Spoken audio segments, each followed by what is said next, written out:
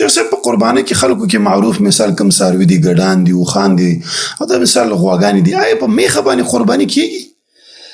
د میخې په باره کې د علماو د اقوالو نه راجح قول دا دی چې په میخه باندې قرباني کیږي. د دې وجه دا ده چې په حدیث کې د غوا نه غوی قرباني راغلی ده. لکه حدیث کې راځي، عایشه رضی الله عنها فرمایي من په مینا کې وو، رسول الله صلی الله علیه وسلم من ته غوښه رااله، نو من پوښتنه وکړه چې دا څه وجه ده، دا د څه شي غوښه ده؟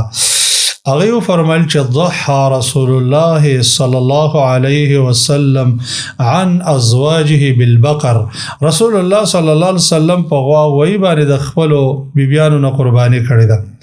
اوس په غواوی باندې قرباني کول جایز دي. موږ چې مراجعه وکړه لغت ته، نو د لغت چې کوم علما دي لکه ابن منظور الافریقي او دغه رنګي مجدودین فیروز آبادي، دغه کتابونه دي قاموس اللغات، القاموس المحيط او دارنګي لسان العرب، تاج العروس، دی ټول دا خبره ذکر کړی ده چې الجاموس نوع من البقر. دا سم مستقل شی نه دی، دا د غوا یو قسم دی.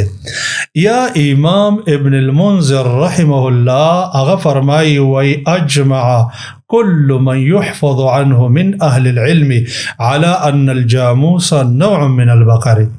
و ټول هغه اهل علم چې دا غنه علم حفظ کېدلی شغه په دې خبره اجماع کړی ده چې دا د غوا یو قسم دی. نو میخه د غوا یو قسم دی، لکه څرنګه چې هغه ګډان وي چې هغه لمور ګډه وای، بیلمه ګډی، بعضې ګډې داسې وي چې هغه بالکل د چیلۍ په شان یې اوسه بدلېږي. عام خلک به وایي چې دا چیلۍ ده، خو بس هغه د ګډې قسم دی.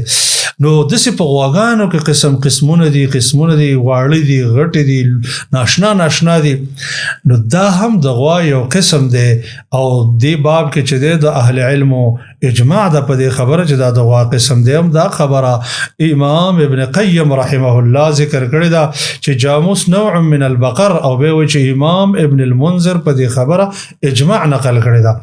نو الحمدلله ټول مؤمنان د اجماع په حجیت باندې قائل دي، او دا هم په دې خبره امام ابن عبد البر اجماع نقل کړی ده چې دا د غوا قسم دی. لہذا په دې کې په قربانۍ کولو کومه اشتباه نشته.